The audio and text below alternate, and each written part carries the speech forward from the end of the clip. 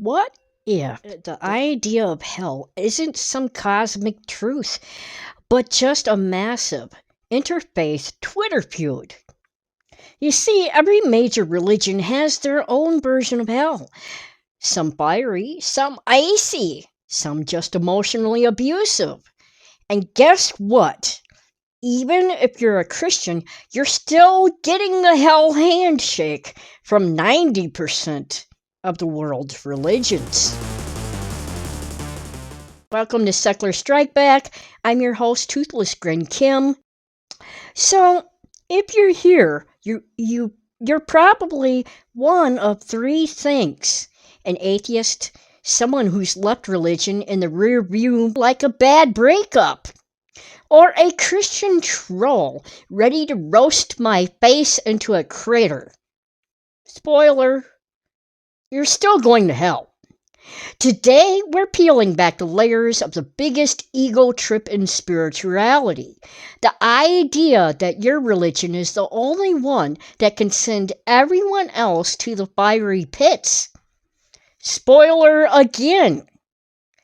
Every single religion has its own version of hell. So let's talk about why Christians keep telling you you're going to hell and why they're not immune to it. So let's start with the basics. Hell wasn't born as a fiery furnace. Many centuries ago, ancient cultures didn't see an afterlife as a punishment party. The Greeks had Hades, a neutral wait list for souls. The Egyptians had a literal weighing of your heart against a feather. If it was too heavy with sin, a crocodile judge monster named Ammit eats it. Harsh. But then came the Abrahamic religions: Christianity, Islam, Judaism, and suddenly hell became the go-to judgment call. Imagine hell as a 140-character flame war across 2,000 years. My sin is the worst. Ha! My redemption is the best. What? Your redemption is literally not valid. So let's be clear. Christianity's hell is weird. It's got a flaming pit, a prince of this world, aka Satan, and what might be the worst customer service in the universe. But here's the problem. Christianity's hell is exclusivist. You either get into heaven by trusting Jesus as your personal Lord and Savior, or you're stuck burning forever with a bag of guilt and a playlist of the Passion of the Christ soundtrack. Sound harsh? You're not alone. Even St. Augustine, the theologian who basically wrote the Hell for Everyone But Myself essay, admitted he was just guessing. So then, let's talk about Islam, which doesn't do things halfway. In Islamic tradition, hell, Jahannam, is a literally hot mess. It's got lakes of pitch, boiling wine, and women who were immodest getting their faces melted off by acid rain. Oh, and your Muslim mom might remind you, if you don't pray 5 times a day, you'll be boiled for 70,000 years. But here's the kicker. If you're Christian, you're still in trouble. In the Quran, Christianity is a distorted version of Islam. So if you're a Christian, you're not only doomed in Islam, you're literally wrong about everything. And guess what? Same goes for every other religion.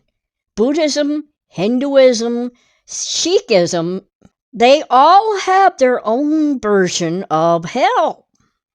Some are just less pyrotechnic. Let's think about this for a second. Imagine a divine boardroom where God, Satan, and all the CEOs of religions have a Zoom call. God says, "So, who gets to go to hell?" Satan, who happens to be wearing a suit, says, "I'm cool with anyone who doesn't pray, steal, or commit social sins." Buddha, who's sitting in a yoga pose for the meeting, says, "I'm sorry, but enlightenment is a prerequisite, and also I don't really do hell." And the Hindu gods, they're running around in a chaotic dance and saying, "It's not hell, it's just your karma. You're not being punished, you're reborn, but hotter." And at this point, hell isn't a unified concept. It's a religious rumble. If you're a practicing Christian, you're in everyone else's hell. If you're an atheist like me, you're in all of them. So let's do a quick thought experiment. If you take every religion's hell at face value, here's what happens. The Christian says, "Only I'm right. Everyone else is in hell." Muslims say, "Christianity is a lie. Their hell isn't the real one." A Buddhist says, "You're not in hell. Your suffering is just a karmic glitch." And the Orthodox Jew says, "Satan is just here to test your free will. Also, repent." And the Reformed Jew says, "Satan is a metaphor for your personal flaws. Also, repent." And the atheist says, "I'm dead and back in the soil. Now please stop pretending you care." So if every religion is right, then everyone is in hell. Even the guy who invented the concept of hell. So here's the thing. The concept of hell is a mirror of human anxiety. In Kabbalah, Satan is a cosmic Yetzer Hara, a divine tool to test your willpower. In the Buddhism, hell, Naraka, is a temporary pit stop on the soul's journey to enlightenment. In Islamic mysticism, it's a spiritual forge to burn away ego. But here's the real twist. If hell is just a metaphor for inner demons, then everyone's got one. Christians, Muslims, Buddhists, and even you, my dear atheist. Hell is the fear of failure, of moral failure, of being judged.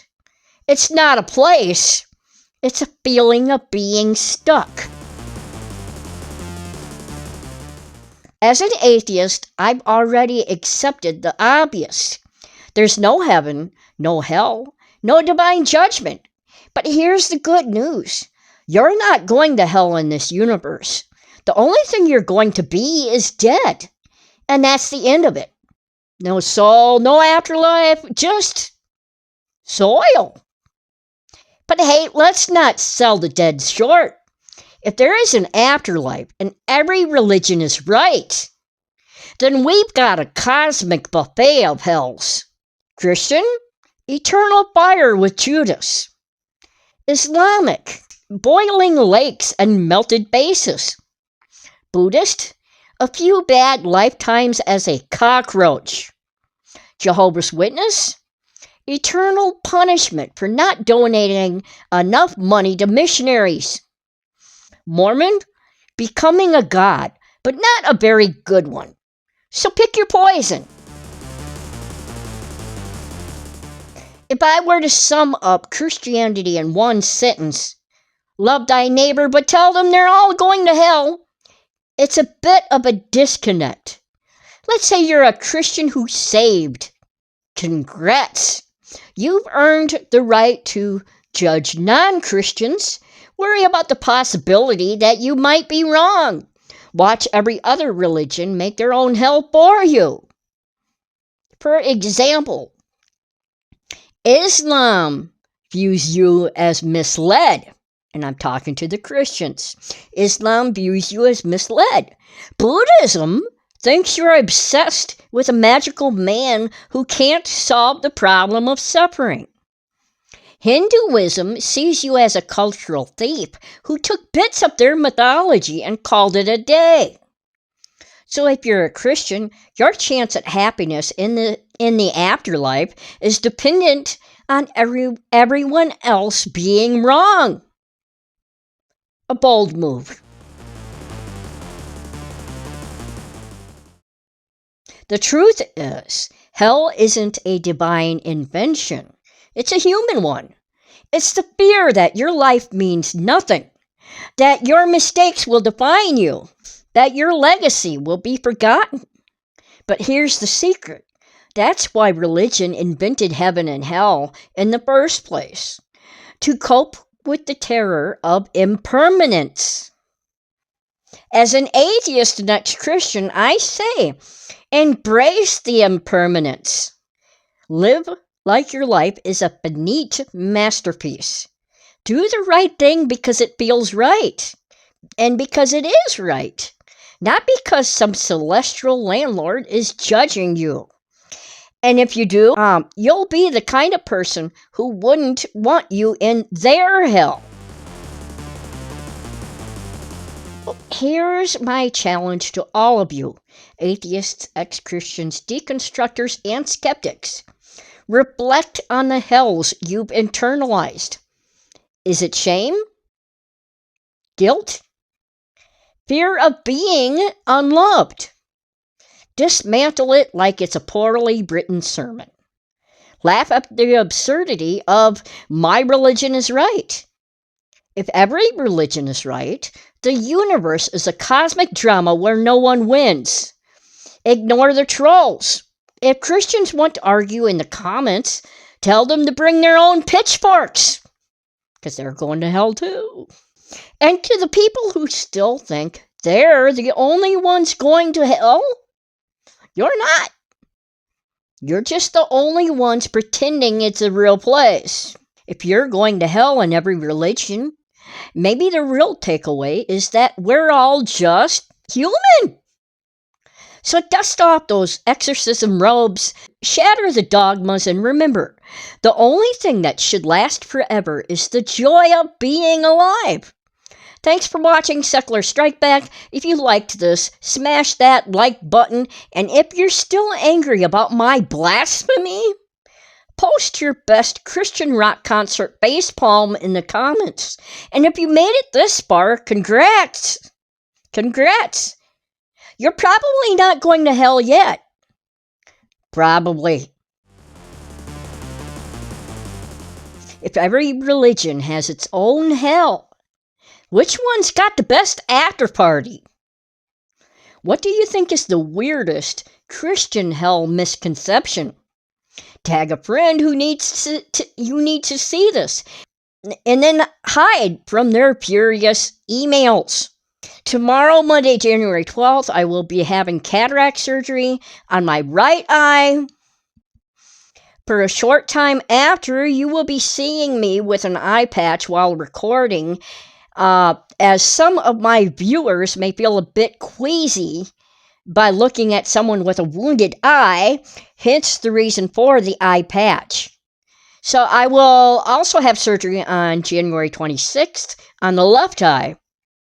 So to get further updates on how I'm progressing with the eyes and what's going on, you can ask in the comments sometime, or continue to watch my community posts for any updates. So there you have it. You'll be seeing that patch.